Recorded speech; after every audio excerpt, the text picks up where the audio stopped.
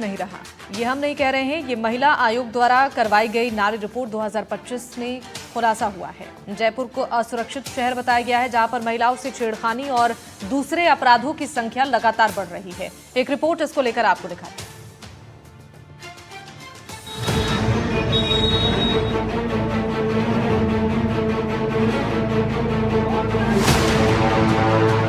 National annual report and index on women safety यानी कि नारी 2025 ने भारतीय शहरों में महिलाओं की सुरक्षा को लेकर नया दृष्टिकोण पेश किया है। उन्होंने देश में एक सर्वे करवाया। इस रिपोर्ट में 31 शहरों की 12,770 महिलाओं से सर्वे किया गया और राष्ट्रीय सुरक्षा स्कोर 65% दर्ज किया गया।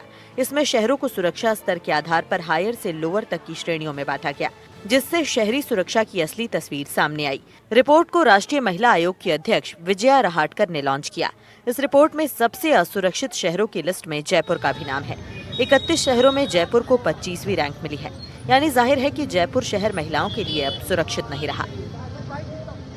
सर, जयपुर बिल्कुल यहाँ पर जो महिलाएं हैं 40% से ज़्यादा खुद को अनसेफ महसूस कर रही है और महसूस करना भी चाहिए, क्योंकि जयपुर जैसी पिंक सिटी अब सेफ नहीं रही है।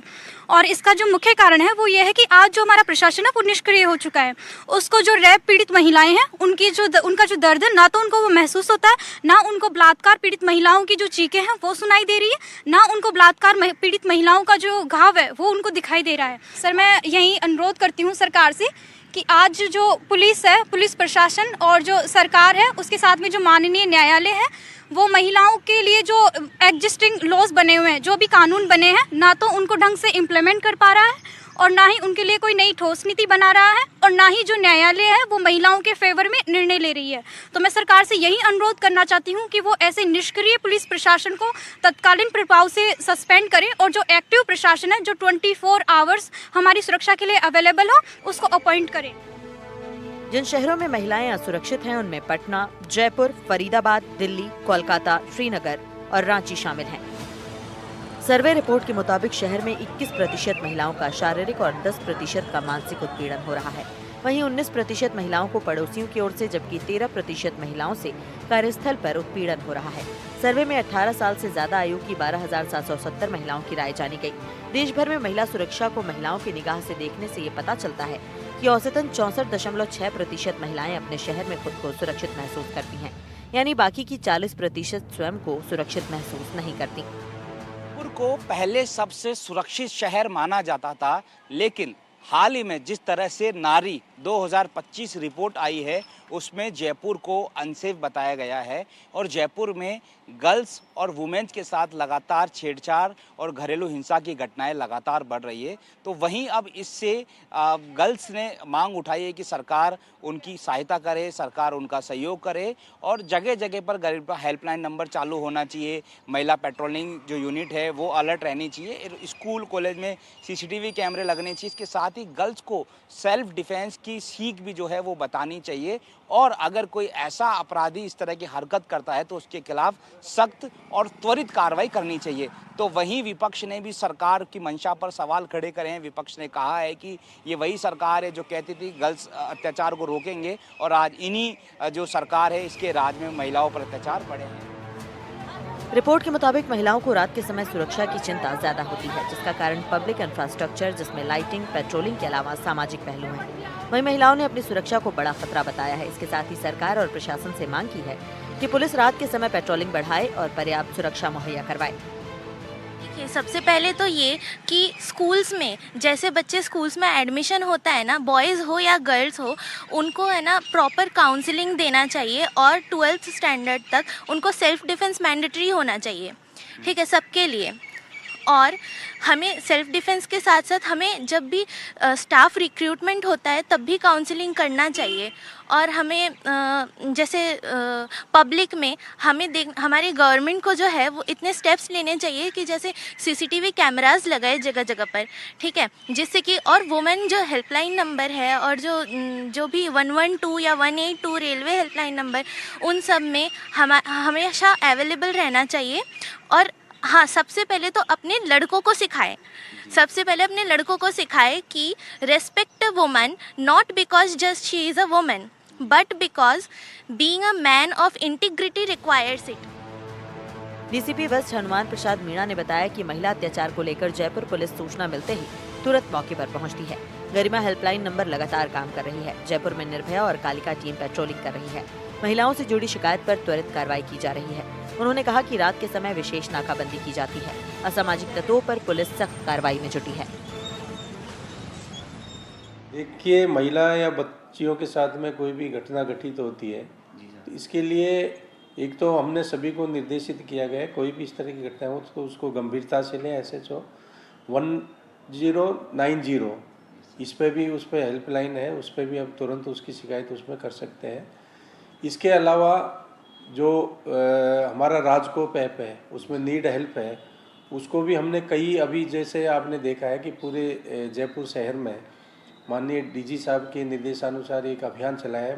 महिला और बालकों के विरुद्ध जो भी अपराध हो रहे हैं उसमें उनको जागरूक करना, उनको अवेयर करना, और इस तरह की कोई घटना होती है तो उससे किस तरह का कहाँ उनको हेल्प मिल सकती है, इसको लेके जागरूकता अभियान चलाया गया था 1 सप्ताह का। जब गृह राज्य मंत्री जवाहर सिंह बेढम से इस बारे में पूछा गया तो उन्होंने कहा कि दूसरी रिपोर्ट आपने नहीं देखी क्या। उन्होंने अहमदाबाद और जयपुर को सबसे सुरक्षित बताया। इस रिपोर्ट पर यकीन करने से उन्होंने मना कर दिया। महिला जैसे संवेदनशील मामले में बातचीत करने के लिए मंत्री जी के पास समय नहीं था। 1 मिनट वो रुक नहीं सके। सवाल सुनते ही गाड़ी में बैठकर रवाना हो गए। मंत्री जी, एक रिपोर्ट है वो ये कहती है कि जयपुर महिलाओं के लिए अनसेफ है, क्या कितनी सच्चाई है इस रिपोर्ट? दूसरी रिपोर्ट नहीं देखी आपने जब कहा कि अहमदाबाद और जयपुर देश में सबसे सुरक्षित शहर हैं। नहीं, क्या अनसेफ है क्या जयपुर? नहीं। विपक्ष ने सरकार की मंशा पर सवाल खड़े किए हैं। कांग्रेस नेता विकल्प जोशी ने कहा कि सरकार नहीं सहेगा राजस्थान का नारा लगाकर सत्ता में आई थी, लेकिन अब उनसे राजस्थान नहीं संभल रहा। उन्होंने कहा कि डबल इंजन की सरकार होने के बावजूद महिला अत्याचारों में कमी नहीं आ रही। राजस्थान सरकार इस देश में जब चुनाव लड़ रही थी, इस राज्य राजस्थान के अंदर चुनाव लड़ रही थी, तो वो एक नारे के पीछे आई थी जिसका नाम था नहीं सहेगा राजस्थान। और आज मैं चाहता हूं कि वही राजस्थान सरकार हाथ जोड़े, इस्तीफा दे और कहे कि हमसे नहीं हो पाएगा राजस्थान। रिपोर्ट में ये खुलासा हुआ है कि 57% महिलाओं से वर्बल, 35% से फिजिकल, 10% से सेक्सुअल और 2% से इकोनॉमिकल उत्पीड़न हुआ है। अब महिलाओं ने अपनी सुरक्षा के लिए आवाज उठाई है। उन्होंने मांग की है कि पुलिस पेट्रोलिंग बढ़ाए, महिलाओं को स्कूल कॉलेज में सेल्फ डिफेंस सिखाया जाए, गरिमा हेल्पलाइन नंबर अच्छे से काम करे, पब्लिक ट्रांसपोर्ट में इमरजेंसी नंबर लिखे हों और पुलिस त्वरित कार्रवाई करे। सबसे पहले तो सर बस में तो सेफ है ही नहीं कोई लड़की, क्योंकि हम लोगों का बहुत अनकंफर्टेबल सिचुएशन होते हैं जो कभी कभी हम लड़की लोग बोलते भी नहीं है वो सिचुएशन, क्योंकि ऐसा लगता है कि अनकंफर्टेबल सिचुएशन हो गए, बोलूँ भी किसके पास। तो वो पहले तो सबको फ्री होके माँ के साथ इतना बेस्ट फ्रेंड होना चाहिए कि माँ के पास सब लड़की बोलना चाहिए सब कुछ। और बस में हम लड़कियों के लिए गवर्नमेंट को अलग से बस करना मतलब कर देना चाहिए था, और ये तो होना चाहिए। और वोमेन गार्ड चाहिए सबसे पहले यूनिवर्सिटी में, हॉस्टल में, क्योंकि हॉस्टल स्कूल कॉलेज में CCTV फुटेज लगना चाहिए, हम लोग को जैसे सेफ फील हो। और सोशल मीडिया से, जैसे भी हम सोशल मीडिया भी के शिकार कभी कभी हो जाते हैं, तो उसके लिए हम कोई भी इंसान हम लोगों को ऐसे फ्रेंड रिक्वेस्ट भेजे तो हम लोगों को सोच समझ के वो फ्रेंड रिक्वेस्ट एक्सेप्ट करना चाहिए। ऐसे आदमी का फ्रेंड रिक्वेस्ट एक्सेप्ट ही नहीं करना चाहिए जो हम जानते नहीं है, क्योंकि हम अभी एक्सेप्ट तो कर लेंगे फिर बाद में हम उसी चीज़ में फंस जाएंगे। गुलाबी नगरी के नाम से मशहूर जयपुर अपनी संस्कृति के लिए जाना जाता है, लेकिन इसी रिपोर्ट के बाद जयपुर के दामन में दाग लगा है। ऐसे में अब जरूरत है कि पुलिस और सरकार मिलकर काम करे और महिला अत्याचार को रोके, ताकि भविष्य में जयपुर में आने वाली और रहने वाली हर महिला अपने आप को सुरक्षित महसूस कर सके।